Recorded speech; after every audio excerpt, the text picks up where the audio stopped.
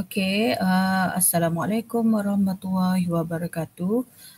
Empat Bina dan Empat Syifa. Sekali lagi cikgu terpaksa rakam pengajaran cikgu.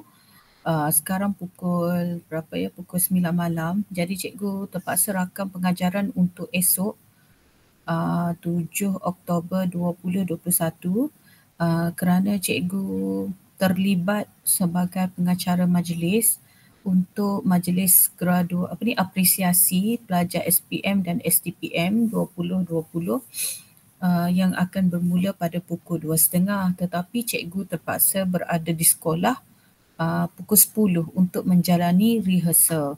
Okey, jadi cikgu akan share screen. Jadi cikgu harap pada minggu hadapan kita tak akan ada gangguan lagi lah. Cikgu harap pada minggu hadapan hari Selasa dan Khamis cikgu boleh bersama-sama dengan awak lah untuk pengajaran ya. Okey. Jadi cikgu dah share screen. Okey, cikgu harap awak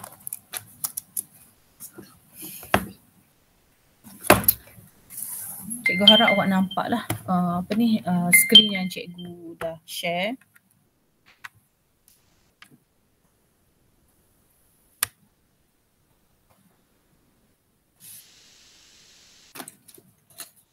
Okey.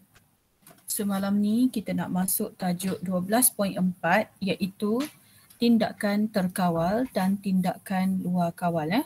Tindakan terkawal dan tindakan luar kawal. 12.4. Sekejap cikgu pilih pen ya. Okey. Gerak balas yang dihasilkan adalah sama ada tindakan terkawal atau tindakan luar kawal. Maksudnya gerak balas yang kita hasilkan. Contoh kita dengar mak kita panggil,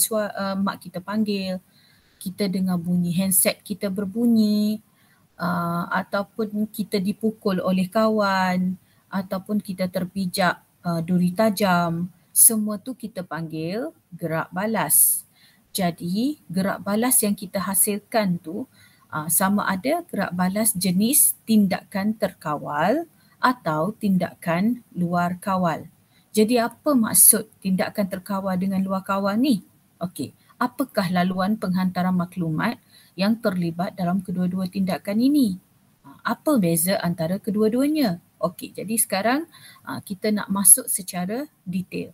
Okey, tindakan terkawal dan tindakan luar kawal persamaannya. Bila sebut perbandingan, okey, ingat ya, bila sebut perbandingan, awak mesti beri persamaan dan perbezaan. Yang ni selalu pelajar buat salah. Bila sebut banding, awak kena buat dua-dua. Buat persamaan dan perbezaan. Okey, jadi persamaan antara terkawal ke, tindakan luar kawal ke, kedua-duanya mestilah ada rangsangan. Barulah dia boleh buat gerak balas. Okey, lepas tu dia melibatkan impuls. Dan siapa yang bawa impuls tu? Mestilah dibawa oleh neuron. Dan mesti ada organ efektor.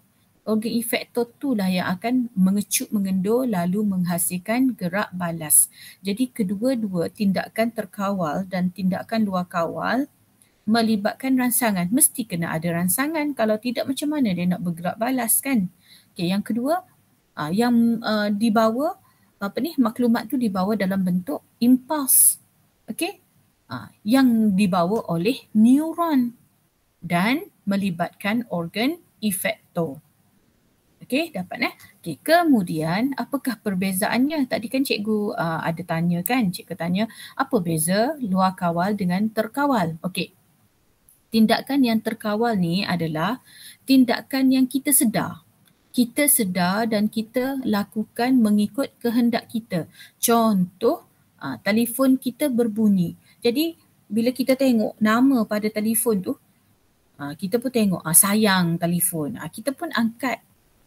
Tindakan tu kita sedar, kita nak angkat. Ataupun telefon berbunyi, tiba-tiba kita tengok, scammer. Kita memang dah kita dah save siap-siap ni nombor scammer. So kita tak nak angkat. Jadi nampak tak tindakan tu kita sedar dan kita lakukan mengikut kehendak kita. Okey, boleh Okay. Kemudian apakah tindakan luar kawal? Tindakan luar kawal ni ialah luar kawalan kita. Okay. Luar kawalan kita iaitu tindakan yang berlaku secara automatik dan berlaku tanpa kita sedar. Automatik, luar kawal. Memang kita tak boleh nak kawal benda tu dan dia sentiasa berlaku. Berlaku tanpa kita sedar dan tindakan yang berlaku secara automatik. Maknanya contoh, awak terpijak duri. Memang awak secara automatik terangkat kaki ataupun awak terkena benda panas. Awak tengah masak kan, tiba-tiba ada minyak terpercik pada tangan awak. Tidak, awak terangkat tangan awak. Kita memang luar kawal. Dia spontan, dia automatik. Okey? Ataupun tindakan yang berlaku tanpa kita sedar. Macam contoh pengecutan salur darah kita, peristalsis, semua tu berlaku tanpa kita sedar. Okey, kemudian tindakan terkawal ni melibatkan sistem saraf soma. Sistem saraf soma. Jadi awak dah belajar sebelum ni apa beza antara sistem saraf soma dan sistem saraf autonomi. Jadi tindakan luar kawal ni melibatkan sistem saraf autonomi. Okey, cikgu pergi dulu. Apakah maksud sistem saraf soma? So, sistem saraf soma ni mengawal semua tindakan yang terkawal. Semua tindakan terkawal dikawal oleh sistem saraf soma. Okey, manakala tindakan luar kawal dikawal oleh sistem saraf autonomi. Okey, sistem saraf autonomi. Jadi sebab itulah dia kata tindakan luar kawal melibatkan sistem saraf autonomi. Contoh peristalsis, denyutan jantung, pengecutan otot. Okey, tindakan terkawal kita sedar benda tu nak berlaku, kita nak buat ke tak, maka dia dikawal oleh pemikiran kita iaitu cortex cerebrum. Jadi sebab cerebrum ni bahagian otak untuk pemikiran. Jadi kita fikir kita nak buat ke tak nak angkat telefon ke tak nak. Okey, jadi dikawal oleh cerebrum. Manakala tindakan luar kawal dikawal oleh medulla oblongata dan hypothalamus. Okey, dikawal oleh medulla oblongata dan hypothalamus sebab luar kawal. Okey, kemudian tindakan terkawal ni melibatkan gerak balas otot rangka. Otot rangka, contoh macam tadi, cikgu kata telefon berbunyi, awak tengok scammer yang telefon. So, awak pun terus tekan tekan telefon tu awak matikan dah. Awak tak nak angkat. Okey. Jadi melibatkan tangan awak bergerak. Jadi gerak balas otot rangka di tangan.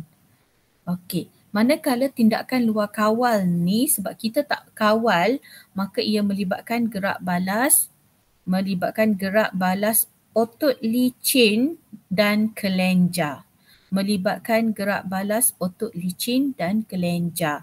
Contoh otot licin dekat jantung, sebab dia melibatkan pengecutan jantung, okey, dan sebagainya. Okey. Next, kita pergi kepada tindakan terkawal yang melibatkan otot rangka. Kita nak tengok tindakan terkawal yang melibatkan otot rangka. Tindakan terkawal, ingat tindakan yang kita sedar. Kita sedar kita nak buat ke apa. Okey. Jadi tindakan terkawal seperti berjalan, bercakap atau memberus gigi merupakan tindakan yang kita sedar kita buat. Contoh awak berjalan, awak mesti sedar awak berjalan nak ke mana. Awak bercakap dengan siapa, awak jawab pertanyaan orang, awak memberus gigi, semua tu adalah tindakan yang awak sedar. Misalnya, anda boleh secara sukarela mengangkat tangan untuk menjawab soalan. Contoh awak dengar cikgu tanya soalan, awak tahu jawapan, awak pun angkat tangan untuk jawab soalan. Maknanya awak sedar. Okay. Tindakan terkawal yang melibatkan otot rangka, sebab awak sedar benda ni, maka ia dikawal oleh cerebrum. Ni cerebrum ni. Ni bahagian otak yang paling besar, cerebrum. Oleh sebab maklumat sampai ke cortex cerebrum, iaitu aras kesedaran kita. Kita sedar benda tu. Persepsi tentang persekitaran luar dapat dihasilkan. Maksud ayat ni ialah oleh sebab maklumat tu sampai dekat otak kita, bahagian cerebrum, bahagian pemikiran, dan kita sedar apa yang kita fikir, maka persepsi tentang persekitaran luar dapat dihasilkan. Maknanya kita dapat berfikir sebagai gerak balas kita nak jawab benda tu. Okey, itu maksud dia. Laluan maklumat dalam tindakan terkawal ditunjukkan dalam rajah ini. Okay, so kita tengok dulu. Rangsangan berlaku. Mesti kena ada rangsangan.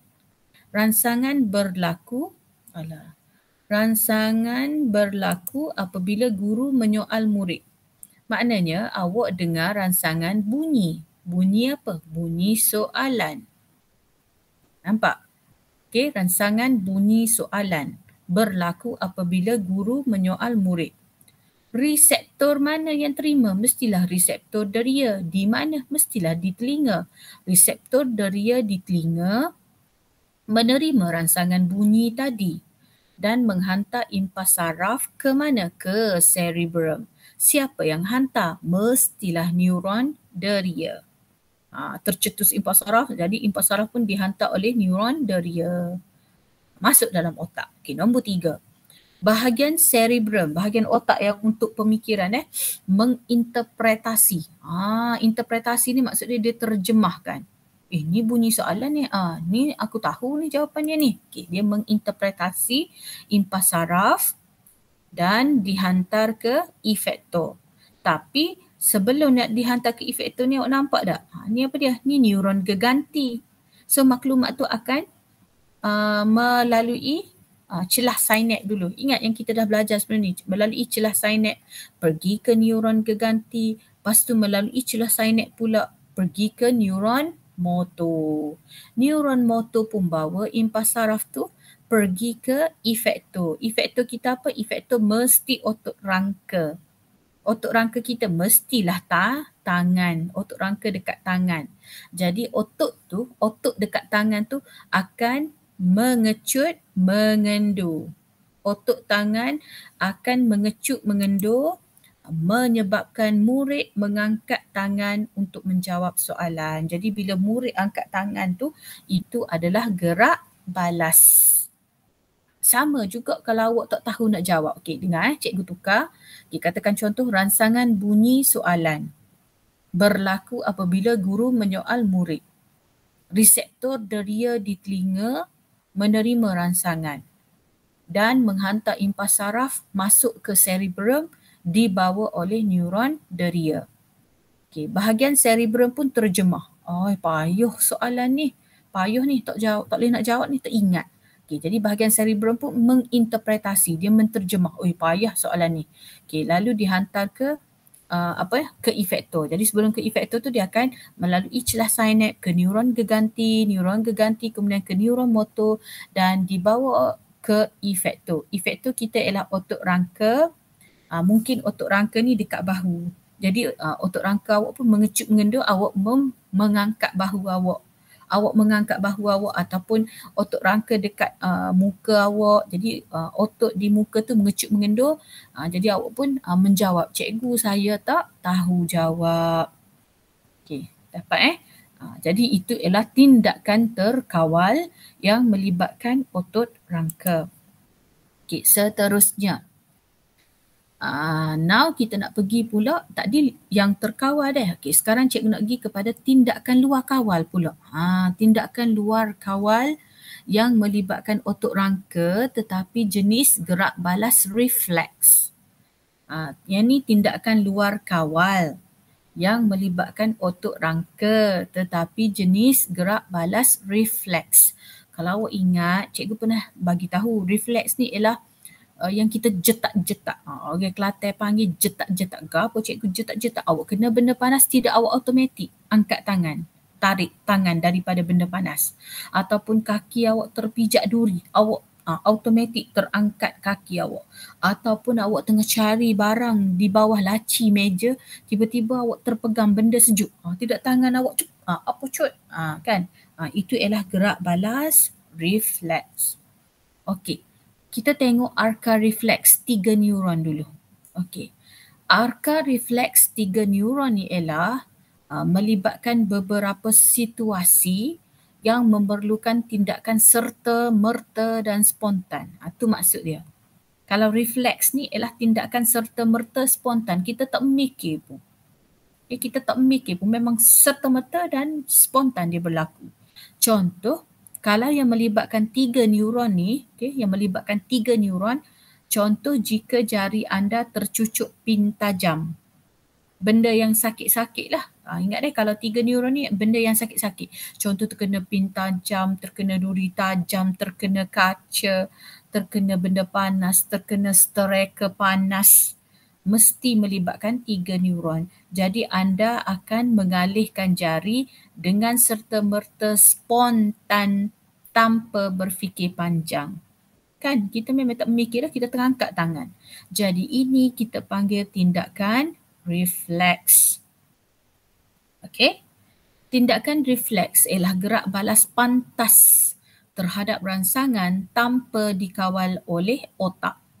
Tanpa dikawal oleh otak. Memang tak dikawal oleh otak. Memang spontan kita buat. Okay. Dan laluan saraf yang terlibat dalam tindakan refleks kita panggil arca refleks. Apa dia cikgu arca refleks? Arca refleks ni ialah laluan saraf bermula daripada awak dapat serangsangan, dibawa oleh neuron semua tu hingga menghasilkan gerak balas awak terangkat tangan tu.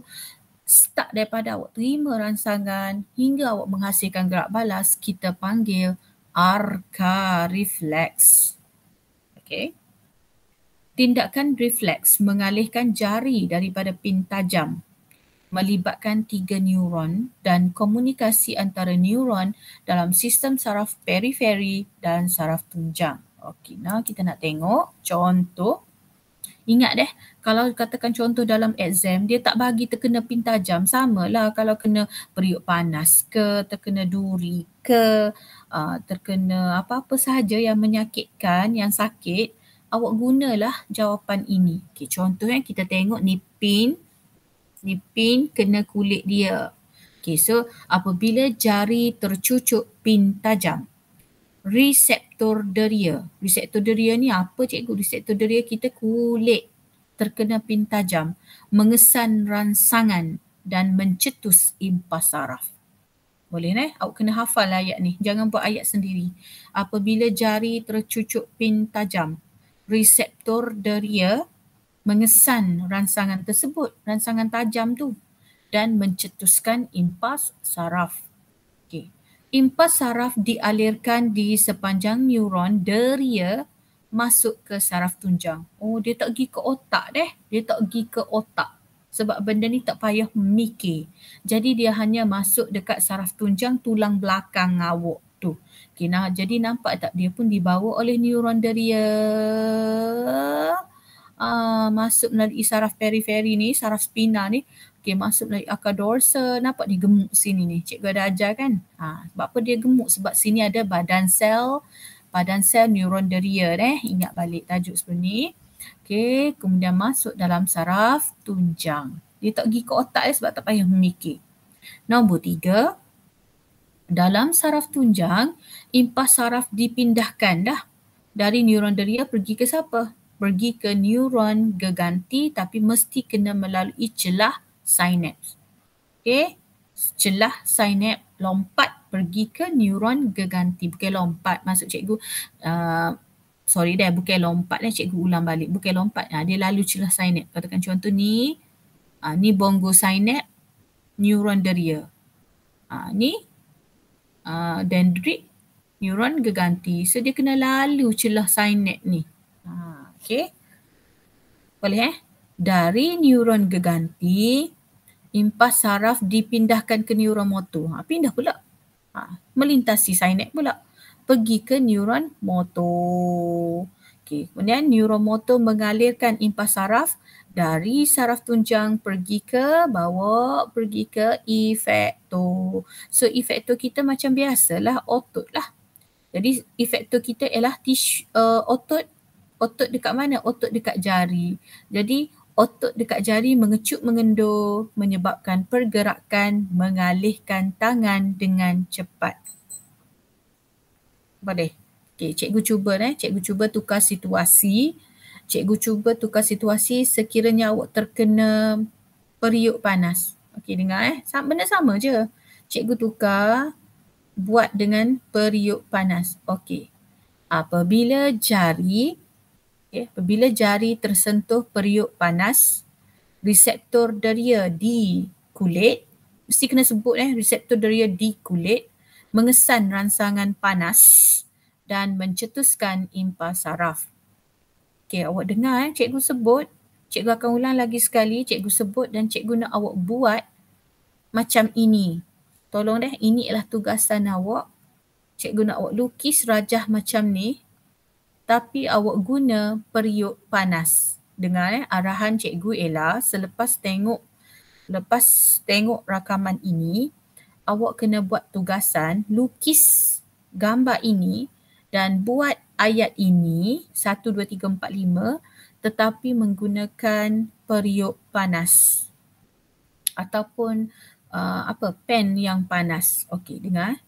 Apabila jari terkena periuk panas, reseptor deria di kulit mengesan rangsangan panas dan mencetuskan impas saraf.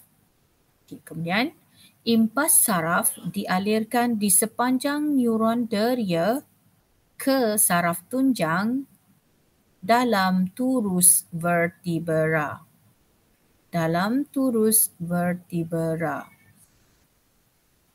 Dalam saraf tunjang, impas saraf dipindahkan dari neuron deria melalui sinaps ke neuron geganti.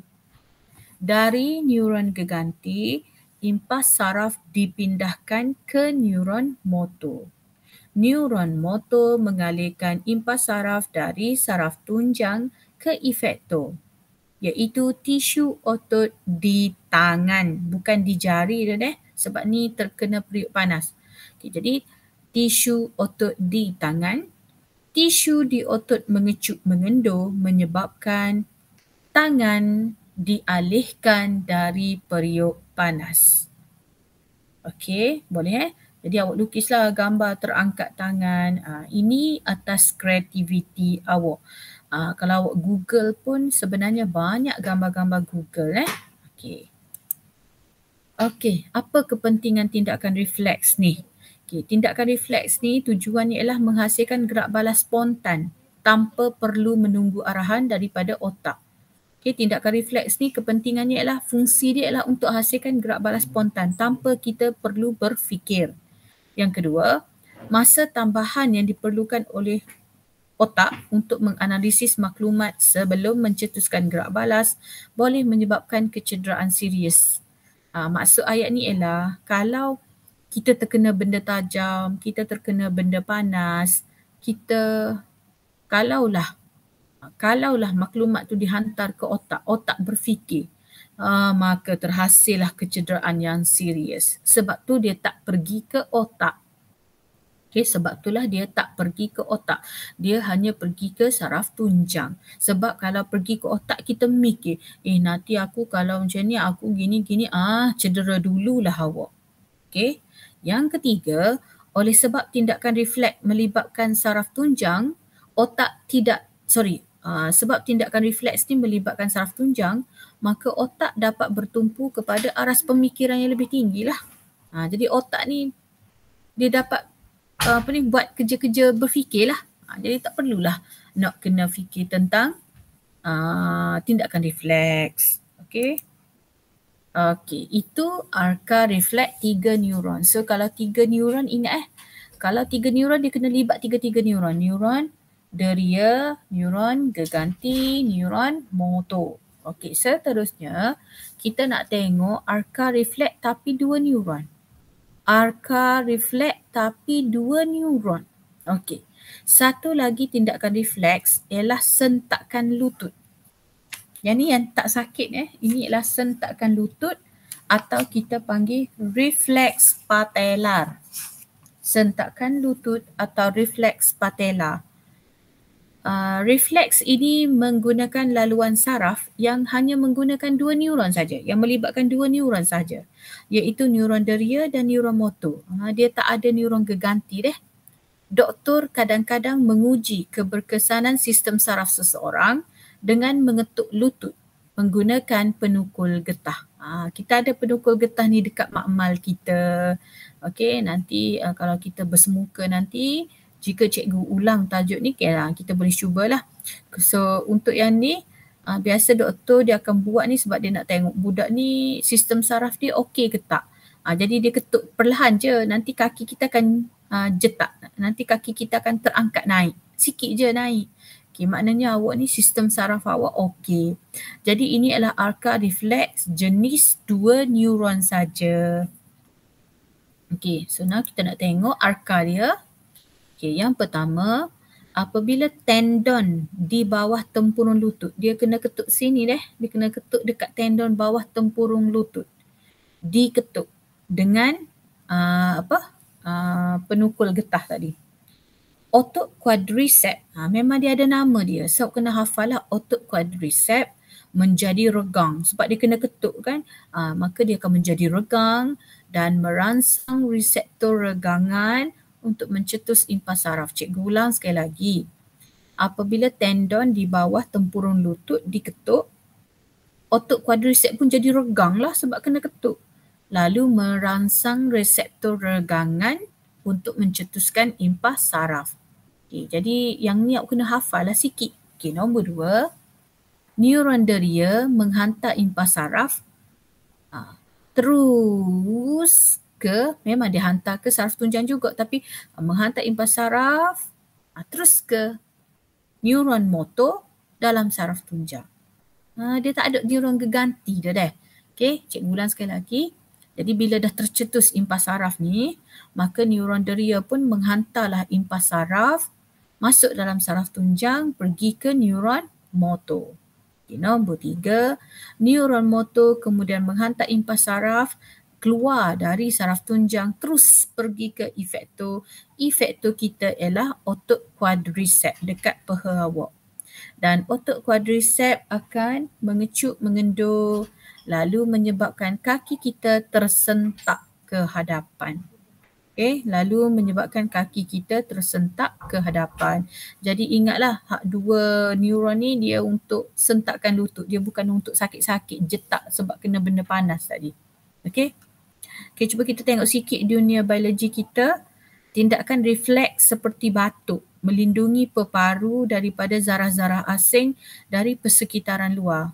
Contoh macam awak mengemas, awak sapu debu, tiba-tiba awak batuk. Batuk tu ialah sebenarnya tindakan refleks untuk tujuan melindungi habuk-habuk debu masuk dalam peparu kita. Contoh lagi, kalau kita sapu-sapu debu tiba-tiba masuk dalam mata, mata kita pun berair. Itu pun contoh refleks juga. So refleks mata melindungi kerosakan kepada retina mata. Okay, so malam ni awak dah jelas lah kan. Tindakan ada 2 jenis lah, iaitu tindakan terkawal dan tindakan luar kawal. Bila cikgu sebut terkawal ni, dia hantar ke cerebrum sebab kita berfikir. Okay. Manakala tindakan luar kawal ni, tindakan refleks. Dan kena ingat kita ada 2 jenis tindakan refleks. Kalau 3 neuron ni, neuron deria, neuron geganti, neuron motor dan semua ni yang sakit-sakit. Kena api, kena duri, kena benda tajam. Okay, kalau yang 2 neuron ni sentakan lutut. Okay, seterusnya apa beza terkawal dengan tindakan luar kawal?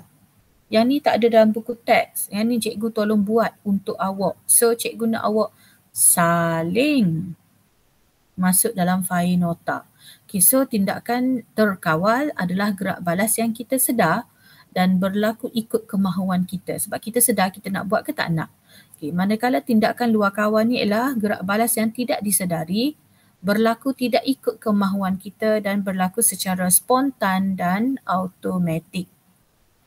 Okay, tindakan terkawal melibatkan integrasi dan interpretasi maklumat di cerebrum. Sebab luar kawal ni, tindakan terkawal ni kita sedar, maka ia melibatkan cerebrum otak kita. Manakala tindakan luar kawal ni ialah melibatkan reseptor khas untuk kesan rangsangan dalaman, integrasi dan interpretasi maklumat di medula oblongata. Okey, seterusnya, tindakan terkawal dihantar ke otot rangka. Efektor kita otot rangka sebab otot rangka kita akan mengecut mengendur untuk hasilkan tindak balas. Manakala kalau tindakan luar kawal dihantar ke otot juga, tetapi otot licin.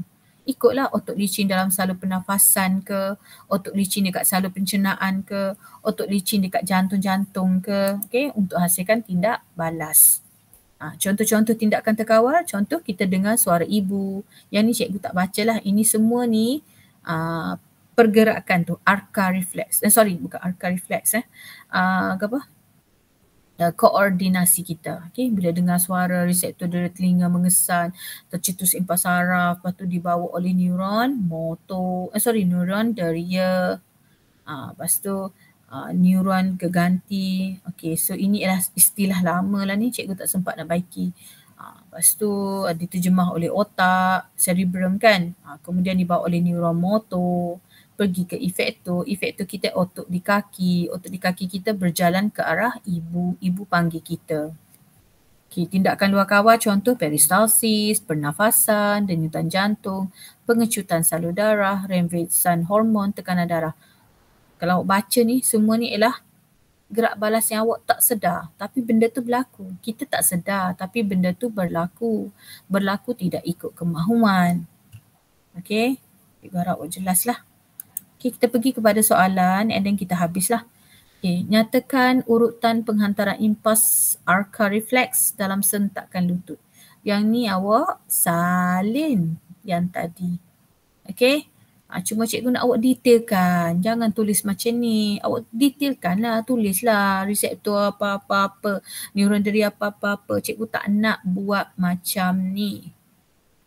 Okay, soalan 2. Salah satu contoh tindakan refleks adalah menarik tangan apabila tersentuh objek panas. Takrifkan. Takrif ni maksudnya berikan definisi tindakan refleks dan kepentingannya. Okay, so tindakan refleks ni apa? Tindakan refleks ni ialah satu gerak balas pantas automatik tanpa melibatkan pemikiran. Tindakan refleks ni penting untuk melindungi diri kita daripada keadaan berbahaya di samping dapat menjamin kemandirian dalam persekitaran yang sentiasa berubah. Okay, soalan 3, bezakan antara tindakan terkawal dan luar kawal. Yang ni ada dah dalam slide tadi, muka surat 226. Awak salin je lah 226. Cikgu tak nak macam ni. Okay, cikgu nak awak salin muka surat 226. Okay, yang keempat, seseorang yang telah kehilangan kakinya akibat penyakit tertentu masih boleh merasai kesakitan pada bahagian yang telah dipotong. Jelaskan mengapa. Okay, untuk pengetahuan awak dah. Yang ni menarik sebenarnya sebab yang ni kadang-kadang pelajar dia tak tahu pun. Okay. Kalau kena potong kaki ke, potong jari ke, kencing manis kerana kencing manis ke, kerana kemalangan ke, kita masih boleh rasa tempat yang kita potong tu. Okay. Kita boleh rasa lagi kesakitan pada bahagian yang dipotong. Jelaskan mengapa. Okay, kita baca keadaan ini disebabkan masih terdapat neuron deria di bahagian yang telah dipotong. Oleh itu, bahan neurotransmitter yang dirembeskan oleh neuron deria di bahagian yang dipotong boleh mencetuskan impas saraf dan ditafsirkan oleh otak. Okey, maknanya masih ada neuron deria kat situ. Jadi neuron deria pun hantar pergi ke otak. Pergi ke neuron keganti, neuron motor, jadi sebab itulah maklumat yang dibawa oleh neuron deria masuk dalam otak. Otak pun mentafsirkan rasa sakit tu. Dia ambil masa jugalah. Yang tu biasalah. Okey, so cikgu rasa cikgu dah habis. Sekejap kita tengok apa yang okey. So insya-Allah minggu hadapan kita akan masuk 12.5 isu kesihatan berkaitan dengan sistem saraf manusia dan cikgu harap tapi yang cikgu difahamkan hari Selasa you all ada peperiksaan PKL kan? Okey, jadi jadi cikgu rasa macam sekejap hari Isnin Awak akan exam PKL tu Isnin dan Selasa. Jadi mungkin PDPR kita ditangguh ke hari Khamis. Jadi 12.5 tu kita akan buat hari Khamis. Okey, Assalamualaikum.